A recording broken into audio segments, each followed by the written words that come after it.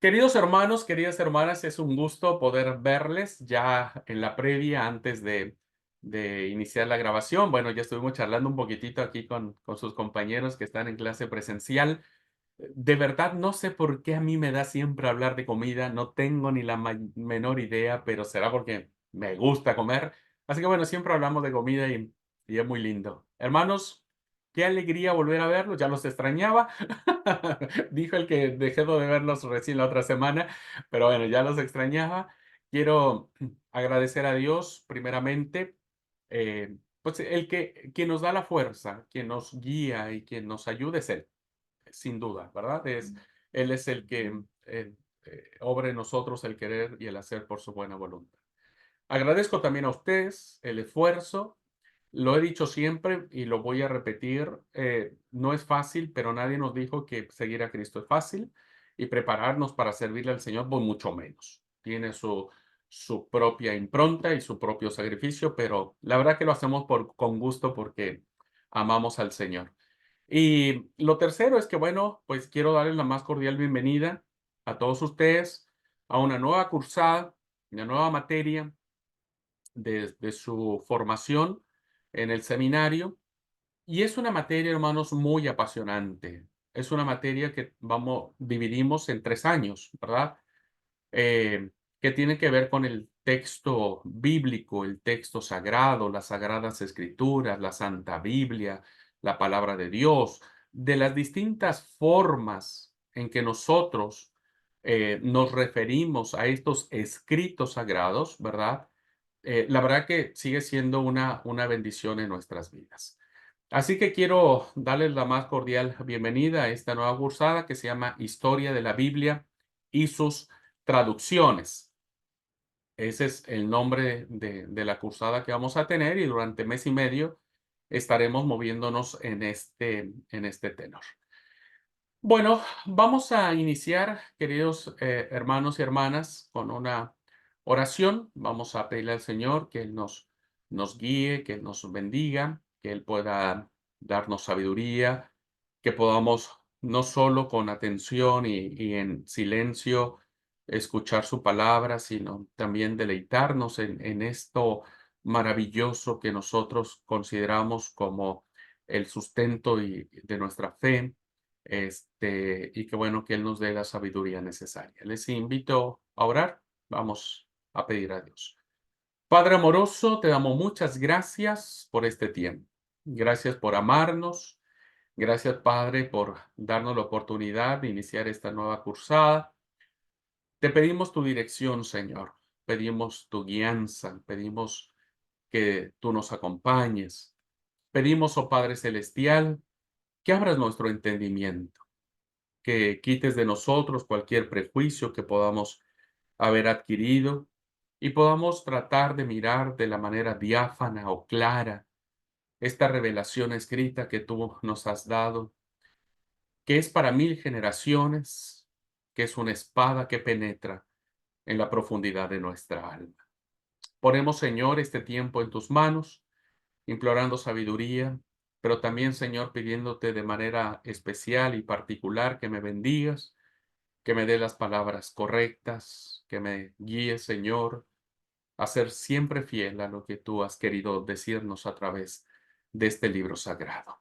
Señor, con emoción, con amor y con profunda reverencia, nos acercamos a tu bendita palabra, esperando siempre recibir de ella bendición y palabras de salvación. Lo pedimos todo y te lo agradecemos todo en el nombre de Cristo Jesús. Amén. Muy bien.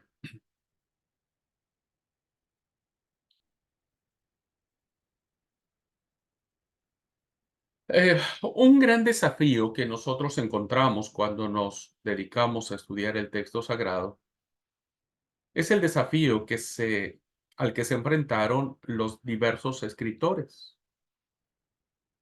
No sé si les ha pasado a ustedes cuando tienen que escribir algo y toman una hoja en blanco y tienen muchas ideas en la mente.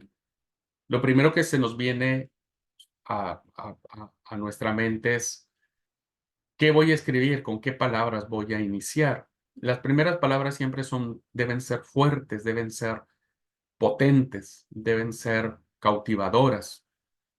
Y entiendo que los autores bíblicos se enfrentaron también a este desafío, como yo hoy quiero enfrentarme para decir qué palabra puedo decirles al inicio de esta cursada. Y lo que quiero decirles, ¿verdad? Como inicio, es que la Biblia no nos cayó del cielo. La Biblia no nos cayó del cielo. Durante muchos años nosotros, al menos en mi experiencia, fuimos educados como que si la Biblia fuese pudo haberse escrito de una manera secuenciada, de una manera tal y como nosotros la conocemos, como si alguien nos dijera, bueno, alguien escribió el Génesis, bueno, después se sentó a escribir el Éxodo y luego se escribió Números y luego Deuteronomio y luego Josué y luego Jueces y luego Ruth y luego Samuel y así, ¿no? Y cuando terminó Malaquías, bueno, ahí empezó Mateo y terminamos con Apocalipsis. A veces, queridos alumnos, hemos tenido la idea de que la Biblia es algo que nos cayó así, como nosotros ya la conocemos, así, ¿verdad? Cada uno tiene su propia Biblia. Y entonces, cuando pensamos en la Biblia, pensamos en esto que nos ha acompañado en nuestra vida, ¿verdad? Ya la vemos como un libro con índice, con capítulos, con versículos, con títulos arriba, ¿verdad? Depende la Biblia que usted tenga, ya tiene títulos arriba o subtítulos. Y entonces nos imaginamos que es como cualquier libro que uno va a la librería y dice, me da cualquier libro de, no sé, cualquier autor. Y dice, bueno, fue escrito en un momento, fue escrito por el mismo autor. Y entonces pensamos que la Biblia es como una revelación taquimecanográfica de hechos y de sucesos que se plasmaron en un material, ¿verdad? Y que bueno, nosotros ahora sabemos que la Biblia uno puede ir a cualquier librería y pedir la versión que uno quiera, en la forma que uno quiera. Hoy hay Biblias para aventar para arriba, hermanos. Alguien me decía, pastor, yo encontré una buena Biblia hoy. Ah, ¿en serio? Sí, mes. ¿Y cuál es esa Biblia? Una Biblia que es de líder. Esta Biblia es muy buena porque es la Biblia del líder. Mm. ¿Qué traducción es? Le digo. Ah, no sé, me dice. Sí, ¿qué traducción es? No sé, Reina Valera. Y no sé qué es eso, me dice. Eh, ¿Qué versión es? ¿Qué edición? ¿1909? ¿1960? Y no sé. A veces tenemos tantas confusiones respecto del texto bíblico, hermanos, que no nos impide ver la belleza y la grandeza que este texto sagrado en el transcurso de la historia de su composición ha sido cautivante y subyugante, pero a la vez misterioso y a la vez confrontativo y a la vez, en algunos casos, hoy no lo podríamos nosotros descifrar. No lo podríamos nosotros descifrar. Así que bueno, las primeras palabras con las que quiero iniciar esta cursada, hermanos, es que la Biblia no nos cayó del cielo, la Biblia tuvo un proceso de formación, ¿no? Un proceso. Y lo que hoy nosotros conocemos, ¿verdad? Como nuestra Biblia, ya es el resultado de muchas cosas que vamos a ver al final de la cursa. ¿Mm? Bueno, dicho esto, y ustedes lo irán comprendiendo en la medida que vayamos avanzando, voy a compartir el sílabo para que veamos un poco y cómo es orientarnos pedagógicamente hacia dónde vamos a dirigir nuestra cursada. Este sílabo, como ustedes saben, va a estar en la plataforma. eh, hoy lo vemos, ¿verdad? Pero ustedes más o menos para que sepan hacia dónde nos dirigimos. Voy a poner un poco más grande. Ahí está. Bueno, la materia es Historia de la Biblia y sus traducciones. Están los datos. El profesor seré yo, hermano. ¿Me van a aguantar un poquito más? Bueno, ¿qué va a ser? Es lo que hay. ¿Cuál es el propósito general del curso, de la materia? Conocer el valor total que tiene la Biblia como palabra de Dios. Tenemos que reconocerlo, aun cuando nosotros nos preciamos como iglesia de Dios, de que conocemos la Biblia, a veces no estamos valorando totalmente este libro sagrado como palabra de Dios, ¿verdad? Así es que necesitamos conocer ese valor, porque si no, entonces vamos a seguir siendo la iglesia que tiene el libro, pero que no lee el libro o no lo conoce. Llegando a reafirmar su inspiración divina. Esta cruzada, hermanos, va a anclar con todas sus fuerzas que el texto sagrado es de inspiración divina. Por lo tanto, no lo hace un libro común y corriente, ¿verdad? Sino lo hace un libro especial. Pero no es especial la Biblia, hermanos, porque la tapa de nuestra Biblia sea de cuero, no porque el canto sea dorado, no porque sea Reina Valera 60 o Reina Valera 1909. Por eso es una Biblia especial. No, no, en lo absoluto, en lo absoluto. Es especial por el contenido y la revelación que tiene. Entonces vamos a reafirmar la inspiración del texto sagrado, ¿verdad? La Biblia tenemos que defenderla en el sentido no de creer en ella, no defenderla en el sentido de decir lo que la Biblia no dice, porque a veces queremos defender a Dios y terminamos metiéndolo en mayores problemas. Entonces, debemos llegar a reafirmar la inspiración divina y la transmisión fiel de su mensaje. La Biblia no es un libro obsoleto, no es un libro de ciencias naturales, no es un libro de historia, no es un libro que el tiempo le haya ganado el paso, ¿verdad? Pero necesitamos transmitir este mensaje. A través de conocer su historia en cuanto a su formación, la Biblia no nos cayó del cielo. Este texto sagrado, hermanos, tiene todo un proceso que, insisto, en algunos casos para nosotros será muy fácil de entender, en otros casos no lo lograremos entender porque estamos ante la presencia de un libro milenario, ¿verdad? Milenario. Ya lo vamos a analizar con detenimiento. Y de cómo este libro milenario, que se escribió hace mucho, mucho tiempo, ha llegado a nuestros días en sus distintas traducciones. Por eso, lo importante es que ustedes conozcan, ¿verdad?, qué Biblia, qué traducción de la Biblia están leyendo. Ujú. Hoy hay muchas traducciones. Voy a hablar sobre las traducciones en su momento, pero hay personas que les encanta la nueva traducción viviente, por ejemplo, la Reina Valera, que es la clásica, ¿verdad? Las Biblias más modernas, diríamos, en sus traducciones, como la Dios habla hoy, como la versión internacional, como la palabra de Dios para todos, ya muy versionadas, ¿verdad? Muy versionadas. Está, por ejemplo, la palabra de Dios para todos es muy versionada. La del lenguaje sencillo también ya es muy versionada. Tal vez ustedes todavía no entiendan esta palabra, tranqui, no se preocupen, no se preocupen, ya la voy a explicar. Pero le estoy dando algunos nombres, ¿no? Del mundo evangélico que tenemos estas traducciones. Del mundo católico o del espacio católico tenemos la Biblia de Jerusalén, por ejemplo, la Biblia de las Américas. Una buena traducción es la Biblia del Peregrino, por ejemplo, ¿verdad? Ya voy a explicar por qué es buena traducción. Este, la Biblia de las Américas también. En fin, vamos a mirar este proceso de cómo estas traducciones han llegado a nuestros. Los objetivos del curso primero es identificar los aspectos generales del canon bíblico, que esto es una introducción que todos tenemos que saber casi de memoria. De memoria no lo vamos a tener que aprender.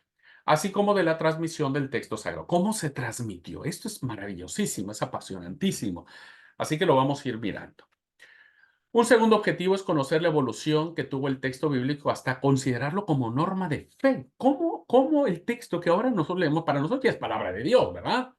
Para nosotros ya es autoritativo. Pero cómo cuando se empieza a hablar la tradición oral, cuando se empieza a escribir la tradición escrita, en qué momento eso que se habla y eso que se dice ya es norma de fe, ¿no? Ya es canónico, ¿no? Ya lo vamos a mirar un poco esas palabritas. Entonces, es un proceso interesantísimo también, ¿verdad? Insisto, para nosotros es desconocido porque nosotros no dudamos del texto bíblico. Ya para nosotros lo que dice de Génesis, Apocalipsis es palabra de Dios, pero no fue así. en sus inicios, en su formación.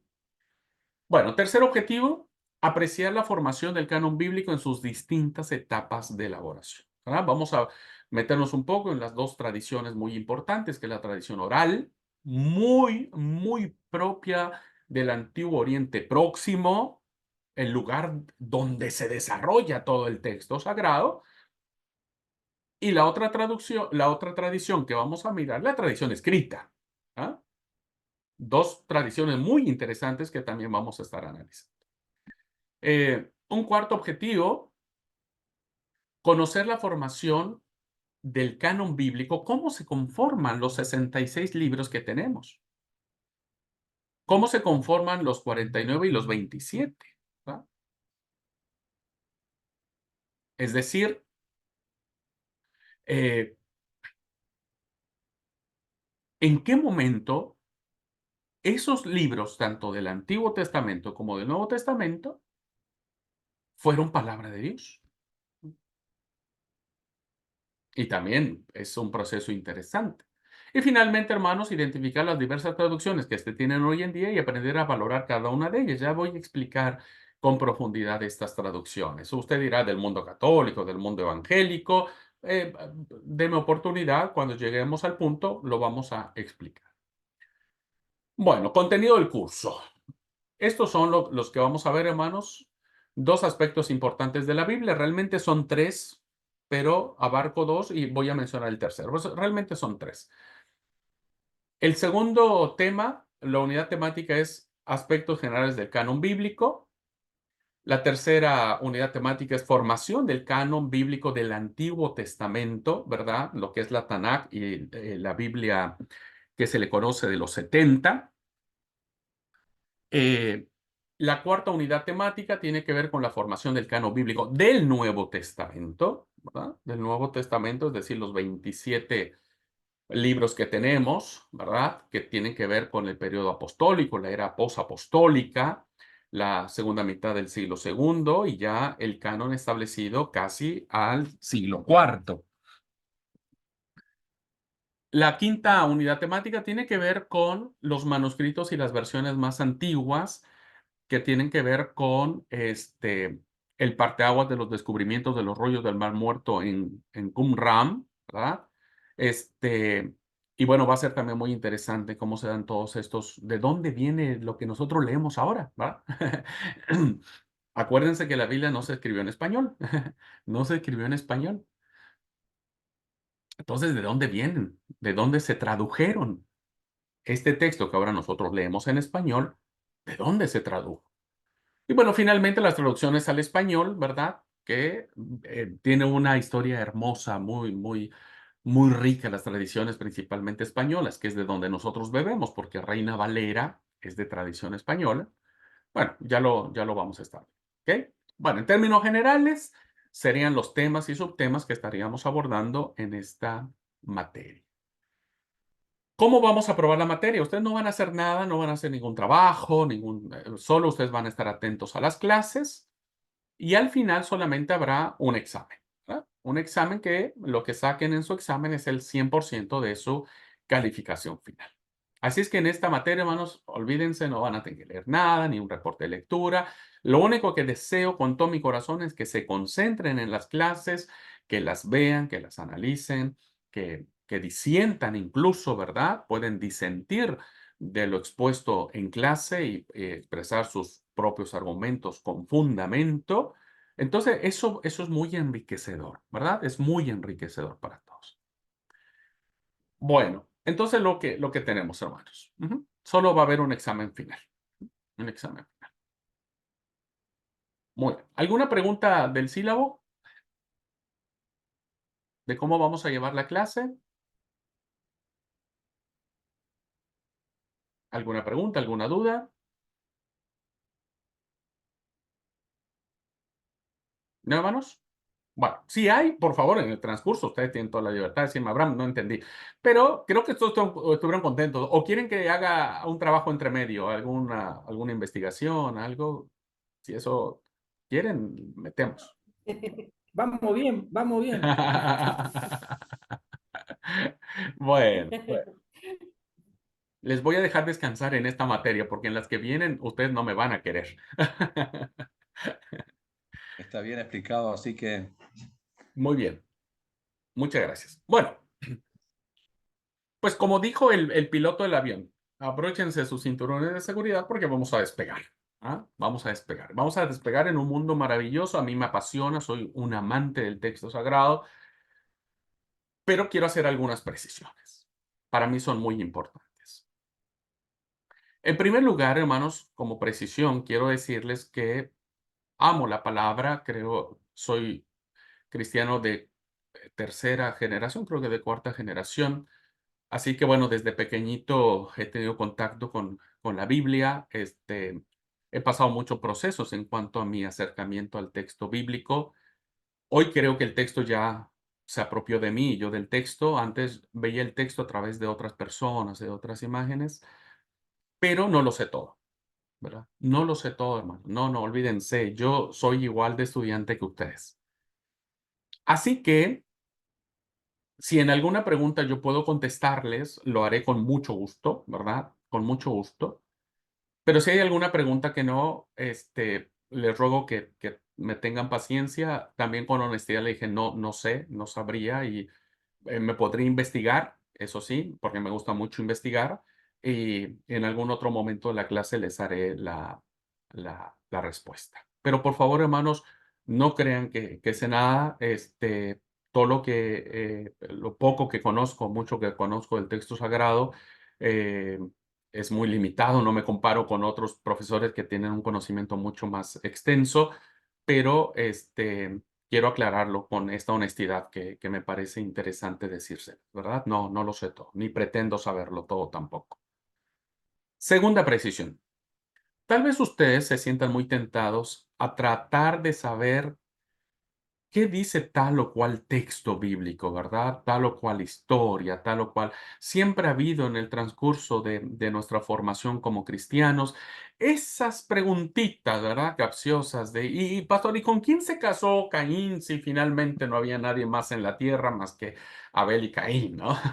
Este, y a veces uno tiene ciertas curiosidades o ciertas inquietudes muy válidas, ¿verdad? De algunos textos, de algunos pasajes. Quiero decirles, hermanos, que no voy a poder contestar en su momento con amplitud la pregunta, porque hay respuestas que no se pueden dar muy fácil sin tener todo el panorama del conocimiento, ¿verdad? Entonces, vamos a esperar un poco de tiempo, ¿no? Vamos a tener paciencia y en la medida que vayamos avanzando en el texto bíblico, usted mismo va a ir encontrando las respuestas, ¿no? Va a ir encontrando las respuestas. Pero, por favor, no espere que yo le revele cosas o que le diga cosas que a veces ni los expertos o mucha gente de mayor conocimiento ha podido hacerlo, ¿verdad?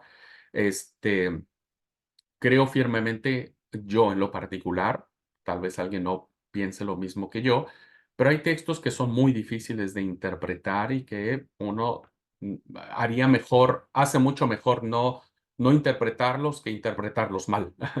Este, Así que bueno, ustedes me van a disculpar, pero cuando hay alguna pregunta y veo que no está dentro del contexto de la materia, voy a decir, bueno, hermanos, esperemos cuando vayamos a ese punto y ahí abordamos ese tema. ¿Ok? Bueno, tercera precisión, hermanos, por favor, compartan, pregunten, comenten. Eso enriquece la clase, ¿no? Yo no tengo la última palabra, olvídense, olvídense. Trato de ser muy equilibrado, queridos hermanos, en las fuentes que consulto, ¿verdad? Creo ser alguien que no me gustan los extremos. No soy ni fanático, pero tampoco soy liberal. Trato de moverme dentro de lo que es nuestro credo, porque tenemos un credo muy lindo y trato de moverme en esos términos, ¿verdad? Pero sí, soy alguien que tiene una apertura al conocimiento. Así que habrá cosas que aquí se digan en clase que no es que tengan que ser palabra de Dios y que así tengamos que creerlas, y no necesariamente usted tiene que concordar con mi opinión o con mi punto de vista, ¿no? Siempre con amor, con respeto. Podemos siempre estar en desacuerdo, pero eso también enriquece mucho la clase, ¿ok? Y la última precisión, solo como consejo.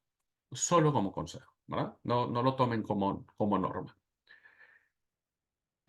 Traten que los prejuicios que ustedes tengan sobre el texto bíblico, ¿verdad? Por todos tenemos prejuicios, todos, todos. Un prejuicio no es una palabra mala, no es un término peyorativo. El prejuicio siempre es eso, es una idea antes de, de- de llegar al conocimiento de algo, es un prejuicio, es antes de nosotros ya estamos haciendo algunas ideas. Eh, y todos tenemos un prejuicio de la Biblia, todos nos formamos con un prejuicio, ¿verdad? Algunos se formaron en el mundo católico, porque fueron católicos todo el tiempo, ¿verdad? Y después se convirtieron en la iglesia. Ha habido alumnos o gente que yo conozco que es gnóstica o que fue gnóstica, entonces tuvieron una formación muy distinta, etcétera. Todos tenemos como una apreciación diferente del texto bíblico. Como consejo, traten de que el prejuicio que ustedes tengan sobre el texto bíblico pueda estar allí, no lo saquen de su radar, solo hagan un ladito y permitan que ahora lo que iremos planteando en clase pueda enriquecer y que su prejuicio no pueda estorbar. ¿Ah? A veces nuestros prejuicios estorban y nos negamos. No, es que así me enseñaron desde siempre. Yo aprendí así siempre. El pastor Abraham de hace 80 años nos enseñó así y así tiene que ser. No demerito bajo ninguna circunstancia esa enseñanza, jamás, ¿verdad? Es muy valiosa. Pero si ese prejuicio va a impedir que vos puedas tener una apertura y una idea diferente del texto sagrado, sería muy bueno que pudieran no chocar, no rivalizar y no entrar en ese conflicto, sino abrirse y complementarse. Yo siempre digo hay que complementar, no hay que entrar en una crisis. Bien, dicho esto, solamente como aspectos de puntualización, ¿verdad? Cada uno de ustedes sabrá cómo encararlo. Voy a presentar las diapositivas para guiarnos en la clase.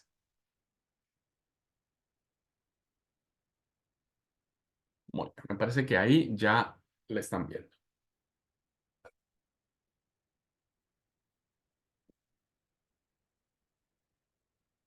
Muy bien. En la historia de la Biblia y sus traducciones. Ya de suyo propio, el título nos plantea a nosotros de qué va a tratar. La Biblia tiene una historia maravillosa, una historia fascinante que al desconocerla nos limita un poco en mi entendimiento de lo que realmente es la importancia de la Biblia como palabra de Dios. Y sus traducciones, ¿por qué? Porque la Biblia no fue escrita en español,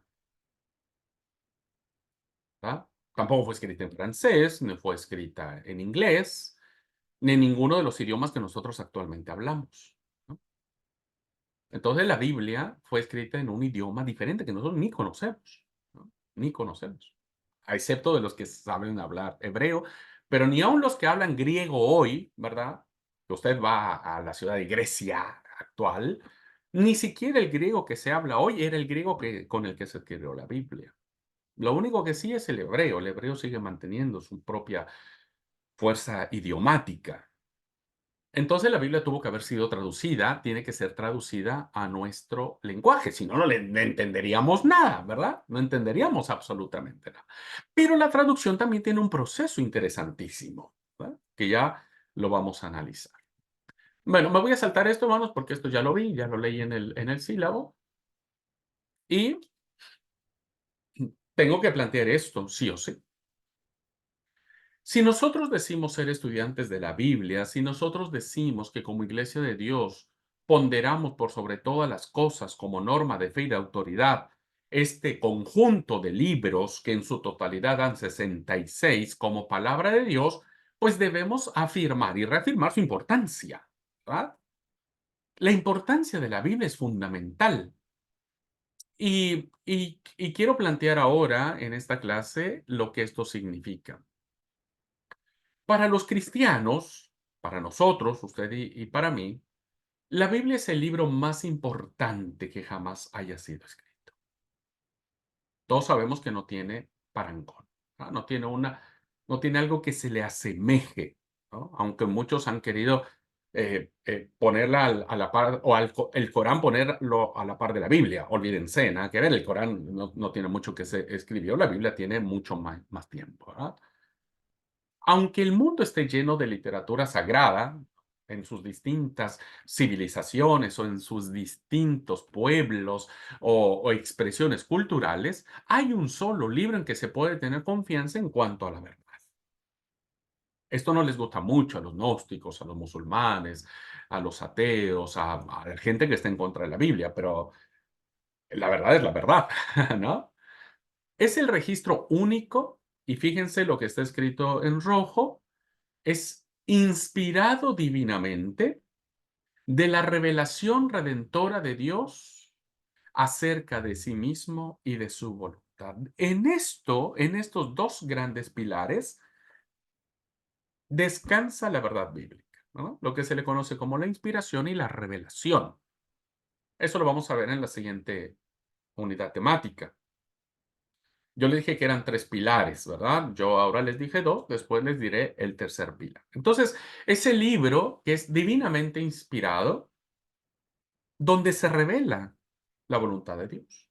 Pero más que la voluntad de Dios, que esto es lo grandioso, es el libro donde Dios mismo se revela. Son dos cosas diferentes. Es el libro donde Dios mismo se revela. Y eso lo hace especial. A través de su conocimiento, o a través del conocimiento de la Biblia, el cristiano incrementa su conocimiento de Dios y de su plan. De ahí la importancia, queridos hermanos, de aquellos cristianos que no leen la Biblia. El que no lee la Biblia en su justa dimensión o en su correcta interpretación, va a desconocer mucho de Dios. ¿Ah? Mientras más conocemos la palabra, más conocemos a Dios y cómo Él ha ido reflejando este carácter redentor, salvífico. Aunque Dios se revela al hombre a través de otras fuentes, ya ustedes lo van a ver en su clase de teología, hay dos tipos de revelación, la revelación general, la revelación especial, es decir, Dios tiene otras formas de revelarse, solo puede entenderse de manera adecuada a Dios y de su voluntad, qué es lo que Dios quiere para nosotros, a la luz del registro bíblico de su propia revelación, autorrevelación. No es que alguien le haya dicho a Dios, Dios, ponete a escribir o dicta algo o hace algo para que la gente te conozca. Él mismo, ¿verdad? Su esencia misma ha querido revelarse. Entonces, ya de suyo propio saber que Dios se quiere revelar, ya es una importancia cósmica, hermanos, ¿no? O sea, ya es suficiente razón para poder anhelar nosotros los cristianos conocer mucho más de la palabra de Dios. Es una razón cósmica, es una razón universal. Por eso la Biblia es importante, ¿verdad? Porque en la Biblia encontramos la revelación más plena, la revelación última de sí mismo en la persona de Jesucristo, el Hijo de Dios. A eso se le llama la revelación especial, donde Dios estalla, diríamos, de manera plena, total, sin sombra alguna, en la persona de Jesús. ¿Y cómo sabemos de Jesús? ¿Dónde aprendimos de Jesús? Pues de la Biblia, ¿no? Del texto sagrado. Dios habló al hombre acerca de él y de sus propósitos en forma tal que el hombre pudiera entender claramente su revelación. A ver, este dato es muy interesante, hermanos. Miren, muchos han querido hoy, yo no soy partidario, voy a tratar de respetar a quien lo sea, pero yo no soy muy partidario de reconocer que la Biblia tiene claves enigmáticas, ¿verdad? Eh, entiendo que la cábala judía tiene mucho que ver con este sentido, pero no soy muy fanático de creer que la Biblia tiene códigos, sí, códigos enigmáticos o señales misteriosas o palabras escondidas que revelan, no sé, fin del mundo, qué sé yo. ¿no? Eso a veces se da mucho cuando hay eventos mundiales, ¿viste? Que dicen, no, la Biblia, hay un código enigmático en la Biblia que predice quién será el anticristo, cuándo vendrá el anticristo y un montón de cosas, ¿no? Un montón de cosas que hacen como que la Biblia sea un libro de jugar al gato y al ratón, donde Dios se esconde, ¿no? Donde Dios como que juega con el ser humano y se esconde en códigos indescifrables, ¿verdad? Que Él no quiere dar a conocer. Nada más alejado que eso. Nada más alejado que entender que Dios se ha revelado de una manera auténtica, plena, alcanzable, diáfana, comprensible, ¿verdad? Sin tener nada oculto a través de su palabra, porque Jesús es la revelación plena de su palabra. Y Jesús no es el hombre místico, no es el gnóstico, ¿no? No es el hombre mistérico que anda ahí diciendo parábolas en secreto y que nadie entienda en lo absoluto. Entonces, me parece que la Biblia da a entender claramente la autorrevelación de Dios que ha querido darse al ser humano. La fe viene por el oír y el oír viene por la palabra de Dios. O sea, no, Dios no juega a esconderse, ¿no? A través de su Hijo, que esa es, insisto, la revelación más gloriosa y más sublime. Un autor decía que es el megáfono de Dios, donde Él se da a conocer, ¿no? El altavoz de Dios, como en algunos casos se dice. La cruz, Dios entró en la historia para comunicarse con una persona física, como una persona física como el hombre. El misterio de la encarnación, no lo mistérico, sino el misterio de la encarnación, evidentemente, hermanos, plantea esta realidad verdadera de un Dios que no está alejado de su creación, de un Dios que no está alejado de su, eh, ah, del hombre, ¿verdad? Como los dioses griegos, no tenían nada que ver con sus criaturas, es más, los odiaban y los castigaban, pero el único Dios verdadero no solo no castiga y no solo no es indiferente con sus criaturas, sino que se da a sí mismo a través de su Hijo Jesucristo, ¿no? Y Jesús vino en carne. El apóstol Juan dijo, lo que hemos visto y hemos oído y palparon nuestras manos tocante al verbo de vida, es lo que nosotros damos como testimonio. Dado que Cristo ya no está presente físicamente sobre la tierra, pues sabemos que el Señor resucitó al tercer día, ascendió a los cielos y ahora está sentado a la diestra del Padre en su carácter de sumo sacerdote y algún día vendrá por segunda vez. Sus palabras y actos revelatorios solo pueden conocerse a través del registro bíblico de esos eventos. ¿Dónde miramos el plan de redentor que tuvo Dios para Israel, perdón, para Israel? Pues el Antiguo Testamento. ¿Cómo logramos entender el nuevo pacto en el derramamiento de la sangre del Cordero en la cruz del Calvario en el Nuevo Testamento? Jesús ya no está físicamente como para ir a verlo y escucharlo, pero tenemos sus palabras, ¿verdad? Tenemos su mensaje, mensaje que recogen los autores bíblicos. Y cualquier libro que ustedes quieran leer está impregnado de la revelación de Dios y entonces es ahí donde podemos conocerlo. Así que de acuerdo al plan divino, ¿verdad? Porque creo que esto es un propósito de Dios, el hombre es incapaz de conocer la revelación de Dios aparte de la Biblia en el sentido redentor. Es decir, Dios se manifiesta en su creación, sí. Pero ¿dónde sabemos que Dios se revela en su creación? ¿De dónde lo sabemos? Pues de la misma Biblia, ¿no? De la palabra escrita. ¿Qué dijo el salmista? Este, el salmista dijo, los cielos cuentan la gloria de Dios y el firmamento anuncia la obra de sus manos. Uno ve la creación tan perfecta y uno sabe que hay un creador. ¿Pero dónde supimos eso? ¿De dónde lo aprendimos? Pues cuando lo leímos del texto sagrado. Por lo tanto, La Biblia es el único lugar donde el hombre en cualquier época, en cualquier tiempo y en cualquier circunstancia puede conocer el sentido de salvación y de redención que el Señor ha tenido desde siempre, desde siempre. Por eso la Biblia es importante. Vamos a ver algunas razones de su importancia. Vamos a profundizar mucho más en las razones de su importancia. Y la razón de la importancia que nosotros encontramos, la primera de ellas, es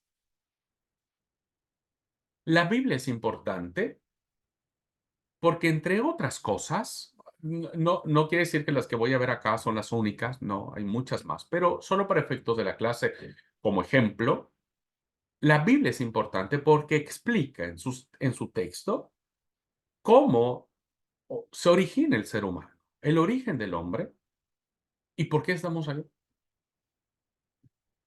¿Cuál es el propósito de nuestra existencia? Esta es una pregunta milenaria, ¿eh? Una pregunta que afectó no solamente a los sabios de Israel, es una pregunta que ha afectado a cualquier civilización. Los persas lo hicieron, los babilonios lo hicieron, los egipcios lo hicieron, los filósofos griegos lo hicieron. Hoy en día seguimos reflexionando, ¿no? Sobre el por qué estamos aquí. Como un ser racional, ¿ah? ¿Qué es lo que somos nosotros? Somos seres racionales, somos seres pensantes, ¿no? El hombre siempre se ha preguntado acerca de la razón de su existencia.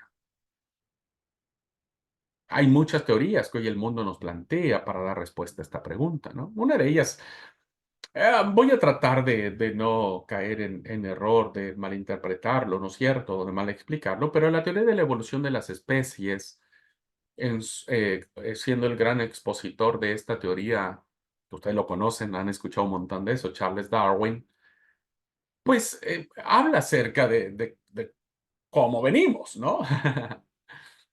Y algunos piensan que la teoría de la evolución de las especies dicen que nosotros venimos no sé cómo llamarlo, ¿no? Orangután, chango, simio, no sé cómo lo llamen en sus distintos países, y que hubo una evolución, ¿no? Cuando en realidad la teoría de la evolución de las especies, hermanos, va mucho más atrás. Dicen estos evolucionistas que los seres humanos nacimos o venimos en un proceso evolutivo de una pequeña partícula acuática, es decir, en el mar se empezó a formar una pequeña partícula acuática, un microorganismo acuático, y que ese microorganismo empezó a evolucionar con el paso de los miles y miles y miles y miles y millones de años, de tal manera que pasamos de ser seres acuáticos a convertirnos en seres terrestres, ¿no? Y que a partir de ahí viene toda esta especie de la evolución. Y entonces dicen, bueno, hoy el ser humano nació en un proceso evolutivo. El ser humano se sigue preguntando de dónde venimos, ¿no? O sea, nos sentimos tan finitos ante una situación infinita. Pero todos sabemos, hermano, que la Biblia da la única respuesta satisfactoria para el propósito de la existencia del hombre y la naturaleza de su destino. Y esta es una razón que ha predominado siempre. Los científicos y los filósofos, como ya he planteado, han propuesto varias teorías en cuanto al origen y significado del hombre. La otra teoría muy famosa y que sigue estando en vigencia es la famosa teoría del Big Bang, ¿no? La explosión cósmica, que en algún momento dos estrellas, ¿no es cierto?, chocaron en el universo. La explosión que hizo esas estrellas hizo que se dispersara por todo el universo distintas partículas o emanaciones de energía por esa explosión y que a partir de ahí se empezaron a formar todos los sistemas solares, las galaxias, los planetas, incluido el nuestro, ¿no? Incluido nosotros. Pero ninguna otra explicación es tan satisfactoria como la verdad bíblica de que el hombre fue creado, ¿no?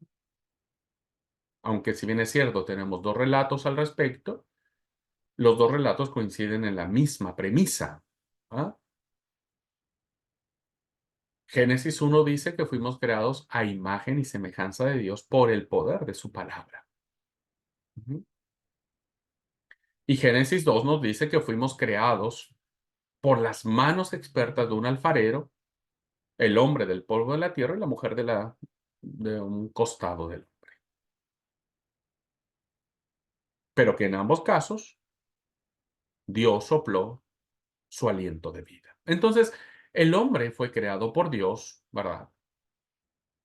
Y esta respuesta es verdadera. No, no considero que pueda ser una respuesta ambigua. Fuimos creados por Dios para vivir en servicio amoroso y fiel a su Dios, es decir, a quien nos creó y a su prójimo. Fuimos creados en comunidad, en compañerismo. Y el propósito original de Dios era pasar la eternidad junto con Él, ¿no? Junto con Él.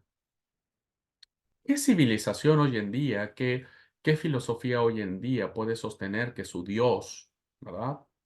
Llámese Alá, llámese Buda, llámese Confucio, ah, no sé, llámese Faraón, llámese, no sé, Zeus, ¿no?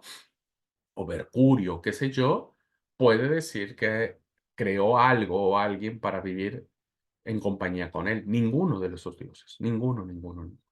Todos, todos esos dioses que se han creado, ¿verdad? Tienen la idea de decir, no, yo soy único y bueno, ya ustedes van a tener otras cosas, pero yo soy único. Solo nuestro Dios, ¿verdad? Ha plasmado la idea de que su anhelo es que nosotros vivamos con Él. Segunda razón. La Biblia es importante porque va a proporcionar, por sobre todas las cosas, una guía de fe, una guía de praxis cristiana, de práctica cristiana. La Biblia es nuestra norma de fe que decimos, ¿verdad?, que conduce nuestras acciones para la vida diaria.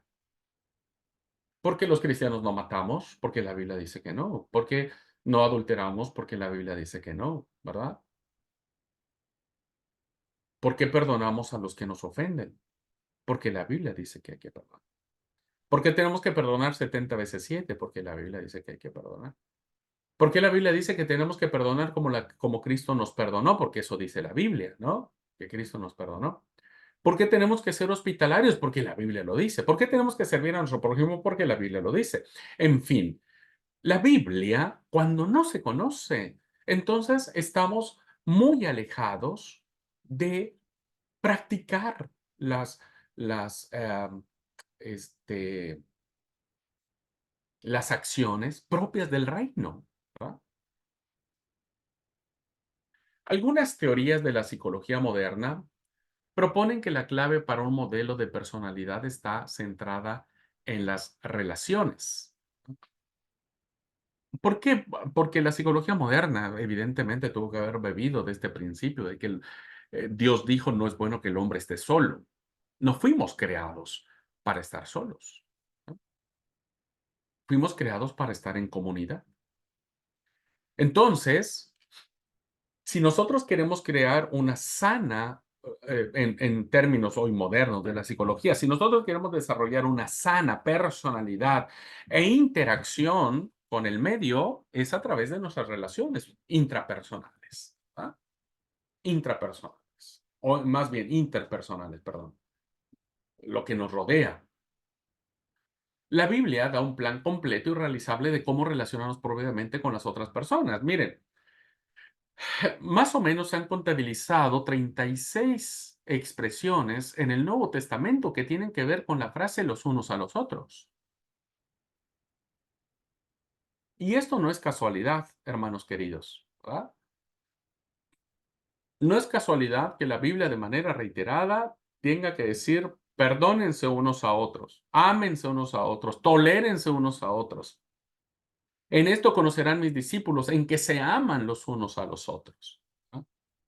Es decir, nosotros somos creados para vivir en comunidad.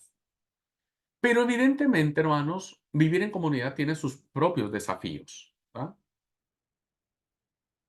Por eso es que a veces las familias entramos en crisis, porque como convivimos todos los días, ¿verdad? Hay momentos en que no nos toleramos, no nos soportamos, gritamos, pateamos la puerta, no salimos, tenemos crisis, ¿no? Porque la convivencia no es fácil, evidentemente. En la iglesia nos toleramos un poco más porque nos vemos un ratito nada más, ¿no? Y después, bueno, cada uno se va a su casa. Pero imagínense que toda la iglesia, todos los miembros de su iglesia, donde usted se congregue, tengan que vivir juntos en una casa durante una semana. Olvídese, hermanos. El primer día va a ser todo amor, el segundo no lo sé, el tercero van a agarrarse a las piñas, ¿no? Entonces, si el ser humano está creado para vivir en comunidad, debe tener normas, debe tener am, conceptos que le haga vivir en esa comunidad de una manera que represente los valores del rey. Así que la Biblia no solo explica cómo relacionarse con la familia, los amigos y los vecinos, sino también, fíjense, va mucho más allá de cómo tratar a nuestros enemigos. Eso ya no nos gusta tanto, ¿no? Hasta ahí va bien, mi esposo, mi amigo, mi hermano, ¿verdad? Está bien, pero mi enemigo, el que me ha puesto el palo en la rueda, el que ha levantado chisme contra mí, el que me ha lastimado, el que me ha ofendido, el que me ha gritado, el que me ha... No, a ese no, a ese cuando vea le voy a... ¿Y qué dice la palabra? Mía es la venganza, yo daré el pago, dice el Señor. Si tu enemigo está en problemas, ayúdalo, porque al hacerlo, ascuas de fuego amontonarás sobre su cabeza. A veces cuando no tenemos otra traducción, ni entendemos qué es eso. Se escucha muy lindo, pero la verdad es que ni entendemos. Yo no lo entendí hasta que lo tuve que leer en otra traducción. Pero es importante porque nos proporciona cómo comportarnos con los demás. Fíjense, si las enseñanzas de la Biblia fueran practicadas, repito otra vez, si las enseñanzas de la Biblia fueran practicadas, serían resueltos muchos, si no es que todos, los problemas del mundo actual. ¿Por qué el mundo está en problemas? Porque desobedece. Eso está muy claro. ¿Por qué nosotros estamos en problemas a veces? Porque somos desobedientes a lo que la palabra de Dios nos ha dicho. Quizás los tres problemas más importantes que enfrenta el hombre actual son su sentido de culpa y rechazo, ¿verdad? Hoy el hombre está sumido en esto. Los cristianos estamos sumidos en la culpa y por lo tanto nos sentimos rechazados, lo que provoca un sentimiento de alienación y soledad, es decir, un sentimiento de vivir casi taciturnamente, de vivir sin amigos, de vivir alejados de todos, de no sentirnos dignos de nada, ¿no? Entonces, nos culpamos por las malas acciones que hicimos hace mucho tiempo. Le hemos pedido 1000 veces perdón a Dios, pero no le creemos a Dios que ya nos perdonó y seguimos pidiéndole perdón a Dios por eso, ¿no? Es un problema que no solo afecta al mundo, ¿no? Sino creo que es un problema que afecta también a muchos cristianos. ¿Qué otro problema? Su inhabilidad para llevarse bien con su prójimo. ¿Por qué existen las guerras? Es terrible, hermanos. El hermano matando a su otro hermano, ¿no? Aunque hablan idiomas diferentes, visten de manera diferente, pero son hermanos, ¿no? No nos llevamos bien con nuestros compañeros de trabajo. Nos exasperan, nos molestan, ay, yo sería feliz si no tuviera yo ese jefe, pero mira, ese tipo es reargelado, ¿no? Nos cuesta trabajo llevarnos bien con los miembros de la iglesia, con los líderes de la iglesia, ¿no? Y más cuando trabajamos en equipo. Ay, este hermanito, por favor, no entiende. Ay, esta iglesia sería tan diferente si tal hermano no estuviera. Un problema. ¿Por qué no lo resolvemos? Porque nos hace falta conocer un poco más y, qué sé yo, eh, querer aceptar lo que la Biblia dice para ser transformados. Y finalmente, un tercer problema es las frustraciones en la vida causada por los fracasos, lo cual conduce a la conclusión de que la vida no tiene significado, ¿no? El mundo vive en profundos sentimientos de fracaso. Por eso es que cada día inventa algo para sentirse pleno, realizado, ¿verdad? No logramos vivir como sociedad en una reconciliación de nuestros fracasos y de nuestros triunfos. Hoy vivimos en una sociedad que si no sos exitoso, entonces no valés, no sos parte de esta sociedad. Y los fracasos nos hunden. Y, y todos los que vivimos en el mundo, que tenemos contacto en la escuela, con los amigos, los ambientes de trabajo, cuando uno va al colectivo, cuando uno va al súper, en todas las esferas de la vida social que nos que interactuamos, pues terminamos viéndonos, ¿no? Frustrados ante la comparación con otros, por otros, etcétera, etcétera. La Biblia, hermanos, nos da una guía de cómo comportarnos, cómo debemos ser tiernos, de cómo debemos perdonar, cómo debemos soportar, cómo debemos afirmar encarar con firmeza cuando algo no está bien, eh, el poder ser tolerantes, ¿verdad? Que eso nos cuesta trabajo a muchos. La Biblia es importante por eso. Ujú. Tercera importancia o tercera razón de su importancia. La Biblia es importante porque toma al hombre condenado y le indica un redentor, ¿no? Esto es algo maravilloso, ¿no? No solo vivimos no debemos vivir en la nebulosa del fracaso, sino más bien en la luz de la esperanza, ¿no? Que eso es lo que la Biblia nos plantea. Solo la Biblia contiene soluciones para los dos grandes problemas u obstáculos que tiene el hombre. Solo la Biblia. ¿Cuál es el primer obstáculo que enfrentamos los seres humanos? Nuestros errores y equivocaciones. Ujú. Y la Biblia está llena desde Génesis 3, perdón, hasta Apocalipsis, no sé, Apocalipsis 19, creo, 19, 18, está plagada de personas que han sido afectadas, ¿verdad?, por sus errores y sus equivocaciones, excepto nuestro Señor Jesucristo. De ahí en fuera, hermanos, todos, todos, todos, todos. Moisés, David, Salomón, qué sé yo, los profetas, ¿no? Un montón de personas han vivido sus propios errores y equivocaciones. Entonces la gente tiene miedo a eso, ¿no? Le tiene miedo. Muchos seguimos teniendo miedo a fracasar, por eso es que vivimos muy alterados, muy nerviosos, porque nos gusta hacer todo bien y cuando algo nos sale mal no nos lo perdonamos, ¿no? Y lo otro es la muerte, ¿no? ¿Qué le tiene miedo el ser humano? A morir. Ujú. Y el ser humano tiene miedo a morir, la muerte física, ¿verdad? Eso creo que es un problema también tanto milenario, ¿verdad? El tema de la muerte. Y el cristiano o quien quiere vivir a Cristo tiene miedo a morir sin estar seguro de su salvación. Ese es un problema. Si usted le pregunta a un cristiano, che, yo hice un ejercicio ahora, no, ahora, tiempo atrás con la iglesia y les hice una pregunta, hermanos, ¿qué pasaría? La Biblia dice que nosotros no sabemos el día ni la hora en que el Señor Jesús vendría, pero supongamos que el Señor viene en este momento, ¿verdad? En este momento. ¿Cuántos estaríamos seguros de ser salvos? Y todos se quedaron mirando así como diciendo, oye, no sé, ¿verdad? Y no sé.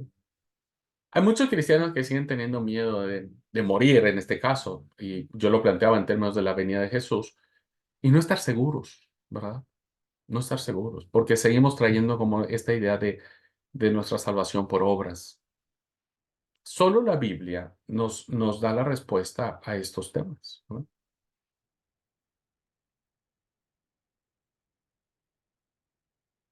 Cristo es la solución. Yo he venido, dijo el Señor, para que tengan vida. El que cree en mí, aunque esté muerto, vivirá. Él levanta al caído. Él perdona tus pecados. En fin, la Biblia, hermanos, es la única que da esperanza. La Biblia no está llena de oscuridad. No, en lo absoluto. La palabra de Dios está llena de una luz que nos guía en fe, en esperanza, en saber que no estamos condenados ni a la muerte eterna, ni a morir físicamente, ¿no es cierto? Que aunque a nadie le gustaría morirse ahora, pero pues los que conocemos las promesas que la palabra de Dios nos dice, podríamos ir tranquilamente al descanso y si dice, bueno, Señor, si vos ordenas que hay que descansar y descansamos. Tal vez lo que más nos duele es el efecto de la familia, ¿no? El dolor que produciría nuestra partida. Pero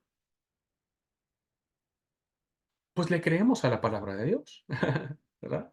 Le creemos a la palabra de Dios.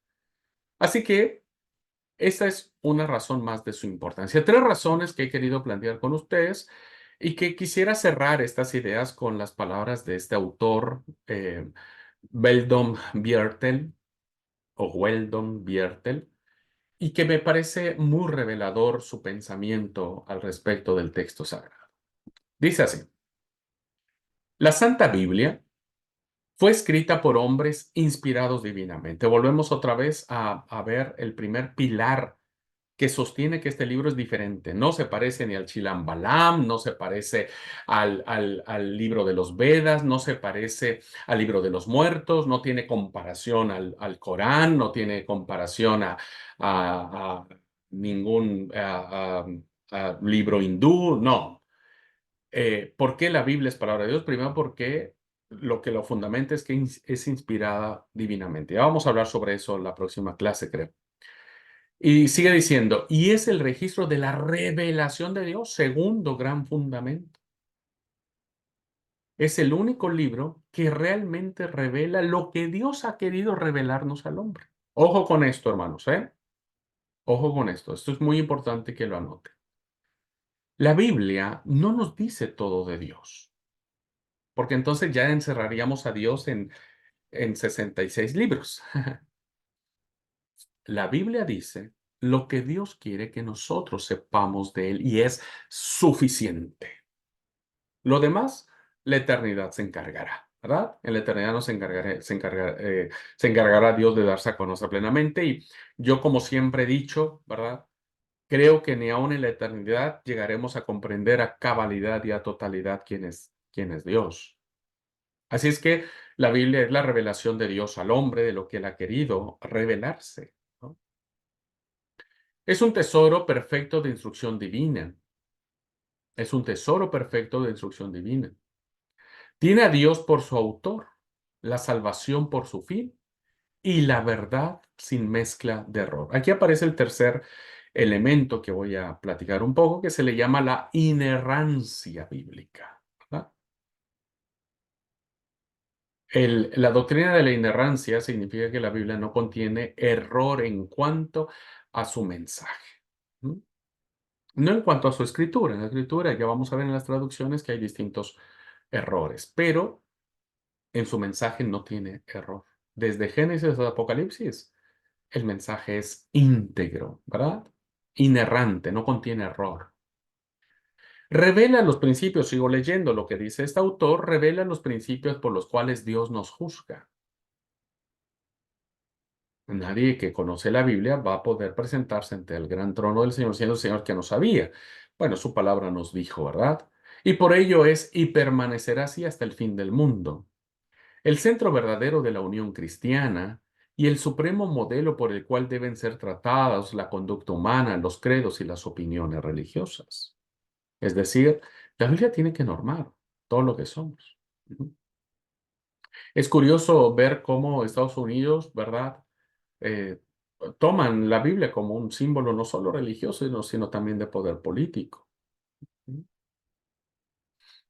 Incluso hay naciones como la Argentina que cuando un funcionario público eh, asume o pronuncia juramento del cargo, pone su Biblia en los santos evangelios, le llaman. Aquí en Argentina se hace eso, en México no. No sé en otros países, pero en México eso no sucedería jamás, porque se dice que es un país laico. Pero aquí en Argentina es interesante cómo la gente jura por los santos evangelios, es decir, creen, ¿verdad? Ilusamente, claro, que jurar por los santos evangelios o por la Biblia es que la Biblia va a guiar su conducta. Cuando en la práctica, hermanos, sabemos que no es así, ¿verdad? Así que termina diciendo este autor, el criterio por el cual la Biblia ha de ser interpretada es Jesucristo. Esto sí me parece también muy revelador. ¿Mm? Creo que si nosotros queremos poner o quisiésemos poner un punto de partida para equilibrar todo el mensaje bíblico, tanto del Nuevo como del Antiguo Testamento, Jesucristo es la balanza fiel. Poder descubrir, no, ya lo voy a explicar en su momento, pero poder descubrir la, este, dejemos a la palabra correcta, poder descubrir el aire que sopla de la esencia de Jesucristo en los libros sagrados, es algo muy inspirador, muy revelador, muy interesante, ¿no? Lo dije en ese sentido, hermanos, usé esta metáfora de un aire que permea o que sopla, porque evidentemente en el Antiguo Testamento no es que todo el Antiguo Testamento hable sobre Jesucristo, ¿verdad? Eh, pero está el aire de él, está en su fragancia. Así que del Nuevo Testamento ni decirlo. Evidentemente todo el Nuevo Testamento gira en torno a Jesucristo. Solo lo mencioné por el Antiguo Testamento. Por eso creo esto, ¿verdad? Creo esta definición que hace este autor me parece fundamental como para ir abriendo nuestro pensamiento acerca de no acercarnos a la Biblia por el morbo religioso de poder descubrir algo nuevo y que con eso tengamos para atacar a alguien o tengamos para presumirle a alguien, decirle, mira, yo sé algo que vos no conoces. Creo que no va por ahí este sentido, creo que sería un sentido muy desviado en mi entendimiento. Creo que la Biblia es para que nosotros podamos conocer a Dios. Creo que la Biblia, su importancia, como dije, radica en saber quiénes somos, de dónde venimos, cuál es nuestro propósito. Radica básicamente en enseñarnos cómo conducirnos, cómo ser buenos ciudadanos, buenos esposos, buenas esposas, buenos hijos, buenos líderes, buenos pastores, hacer la diferencia, ¿no? Tomar esa frase de Jesús de que somos la luz y la sal del mundo. Para mí es muy importante esta clase, hermanos, ¿verdad? Porque me permite a mí tratar de orientar el foco de atención que ustedes tengan sobre el texto bíblico y sacarlo de cualquiera de estas cosas que uno quisiera saber que la Biblia tiene como misterio, como qué sé yo, como si fuera una novedad, sacarlos de ese foco y centrarlos en el verdadero sentido que tienen estas páginas que encierran el texto sagrado. Y así lo hemos entendido en la iglesia, ¿verdad? Gracias a Dios, el credo doctrinal de la Iglesia de Dios Séptimo Día. Desconozco un poco y lo confieso y pido perdón a nuestros hermanos en Ecuador. No sé el credo que tiene la Iglesia de Ecuador, de dónde viene, pero o puede venir de México o de Estados Unidos. Creo que son las dos grandes iglesias que ha influido en el credo de las demás iglesias, al menos aquí en América Latina. Este, a ver, alguien aquí me puso de México. Bueno, muchas gracias, hermano. Entonces, sí, bueno, ha permeado, ¿verdad? Argentina también tiene el credo de la iglesia, o no de la iglesia en México, sino que se elaboró allá y que, bueno, las distintas conferencias hemos bebido. Así que este credo, este punto de fe, lo compartimos todos, ¿verdad? Eso me da más tranquilidad. Y bueno, conocemos que el credo de la iglesia en cuanto a la Biblia, ¿qué creemos nosotros, la iglesia del séptimo día en cuanto a la Biblia? Pues creemos que tiene los dos pilares fundamentales, ¿verdad? Faltaría el tercero, pero viene incluido, me parece. Creemos en la inerrancia. El credo de la iglesia dice, la Biblia es la palabra de Dios, ¿no? Palabra en tanto acción y palabra tanto en sustantivo. Ya voy a explicar también esas dos palabritas, quédense tranquilos. Pero fíjense cómo la definición palabra de Dios tiene un significado muy profundo, tanto acción, tanto sustantivo. Pero así es la Biblia. La Biblia es palabra de Dios, ¿verdad? Y como credo dijimos de la iglesia, es el único libro de inspiración divina. No tenemos otro libro, no hay. el libro del Mormón, con el debido respeto, ¿verdad? No, jamás el conflicto de los siglos que tienen los adventistas elaborado por su profetisa se comparará al texto sagrado. La tradición que tiene la Iglesia Católica Apostólica Romana, ¿verdad? Porque la Iglesia Romana tiene dos fuentes de autoridad, la Biblia y la tradición. Bueno, ellos han equiparado la tradición al nivel de la Biblia. Tan es así que ellos creen que lo que el Papa pronuncia es palabra de Dios. No, nosotros no tenemos nada de eso, hermanos. Los libritos que nosotros tenemos, ¿verdad? El credo doctrinal, son folletería nuestra, es de uso interno, pero eso no se equiparará jamás al texto sagrado. Así es que es el único libro de inspiración divina, ¿vieron? El primer pilar, la inspiración, y de valor eterno. El credo de la iglesia dice en sus páginas se halla la completa revelación del plan de salvación. ¿Ah? O sea, es decir, no necesitamos otra cosa. Y la voluntad de Dios para el hombre. Esto, hermanos, quiero hacer muy enfático también con mucho respeto para nuestros hermanos pentecostales o que tienen un credo más carismático, ¿verdad? Este, en mi entendimiento, ¿verdad? El hecho de que alguien venga conmigo, amiga, pastor, yo soñé que Dios me habló y me dijo que esta noche yo tendría que tener relaciones sexuales con su esposa y que yo diga, ah, bueno, sí, Dios te lo reveló en sueños, y bueno, hay que obedecer la voz de Dios porque ahora Dios se revela en sueños y tenga que acceder, ¿verdad? Tal vez el ejemplo pudo ser muy chocante, ¿no? Pero sucede, hermanos. Hay iglesias que tienen esas enseñanzas. Y hay pastores que manipulan a la gente diciendo, bueno, yo soñé y que tengo que tener relaciones con tu hija, ¿verdad? Para ver si ella es virgen o si es digna. Y entonces la gente le da a las chicas, ¿no? Esto es un delito, ojalá y pueda ser castigado. Pero lo que quiero decir con mucho cariño y respeto es que nada de lo que uno pudiera pensar que uno tiene en sueños y uno lo siente tan real, ¿verdad? Es palabra de Dios. Si este sueño contradice lo que dice la palabra de Dios. Si contradice lo que dice la palabra de Dios, entonces es falso. Ujú. Y son otras cosas, ¿no? Dios no puede, y permítanme usar esta palabra porque Dios puede hacer todo y él él hace lo que quiera, ¿verdad? Pero bueno, permítanme utilizar esta palabra.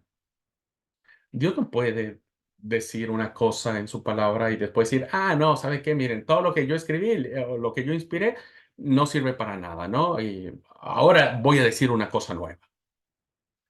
En mi entendimiento, y creo que eso es lo que nos separa de ser fundamentalistas, o fanáticos, es que lo que ha dicho Dios en su palabra es suficiente. Ujú. Es suficiente para conocer su plan de salvación y qué es lo que Dios quiere para el hombre, ¿verdad? Entonces, yo siempre voy a mirar con sospecha cuando alguien dice que soñó y que Dios le dijo, Dios le reveló y que está en contra de la palabra de Dios, ¿verdad? Eso no debería suceder. Así que eh, voy a dejar hasta aquí la clase para tener unos minutitos de charla, si alguien quiere compartir. En la siguiente sesión voy a estar planteando a ustedes ya en los aspectos más primarios acerca de cuál es el origen de la palabra Biblia, los elementos en los que se plasmó esta palabra.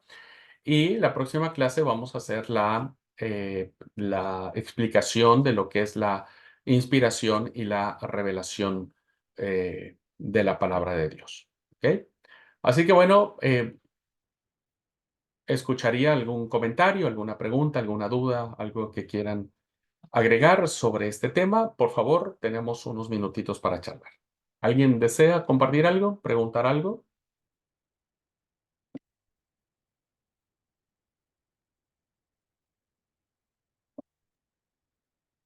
Yo, Sí, Yo vino de Rafael, una adelante. tradición. Yo conocí el cristianismo un poco cuando tenía 17 años, por medio de la iglesia mormona. Y por supuesto, ellos creen en el libro de Mormón.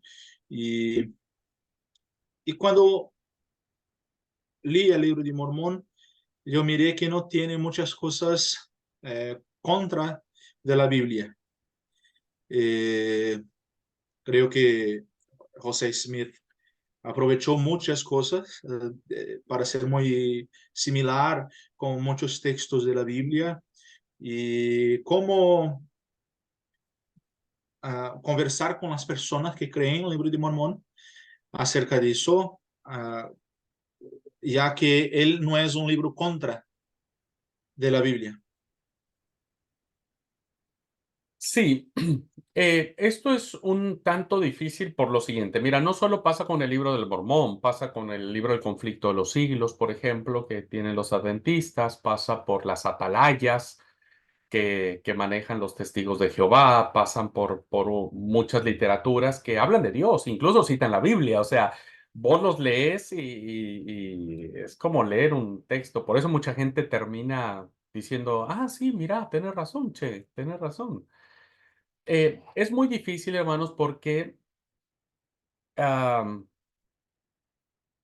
una herejía, ¿verdad? Una herejía se cree que es el mensaje falso de algo, pero en esencia una herejía es la afirmación excesiva de una verdad. Y eso es lo que sucede con esta literatura. Es decir, que toman el texto bíblico, mencionan la Biblia, pasajes, personajes y demás, e insisten tanto en una verdad que terminan desvirtuándola y terminan, en muchos casos, ocultándola. Entonces, es muy difícil, ¿no es cierto?, poder este, decir a alguien, esto no es bíblico, porque tú dices, pero mira, si cita la Biblia, citan un montón de textos y demás.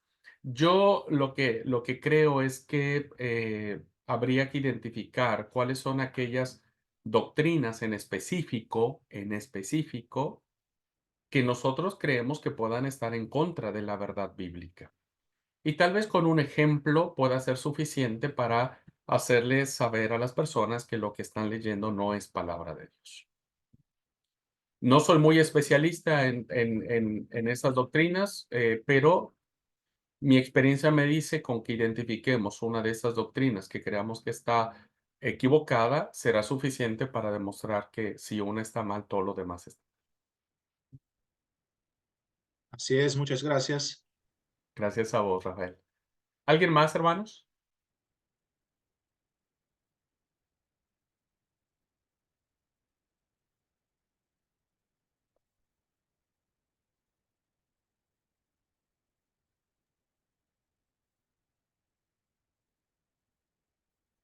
¿No? Bueno. Como dijo mi hermano Edwin, seguramente lo están reflexionando. Bien, hasta acá creo que todos podemos coincidir con lo que hemos planteado, ¿verdad? Creo que todos podemos estar de acuerdo con lo que he planteado en clase. Y a mí lo más importante que me queda es que ustedes puedan este, poder empezar a colocar su mirada en el enfoque correcto del abordaje de la palabra de Dios. Eso va a ser muy fundamental para poder entender con claridad el mensaje que Él quiere darnos. Así que bueno, queridos alumnos, nos vemos mañana a la misma hora. Tenemos lunes y martes la materia de Historia de la Biblia y sus traducciones. Así es que nos vemos mañana a la misma hora. Les mando un gran abrazo para todos. Dios les bendiga. Paz. Pasa vos, mi hermano.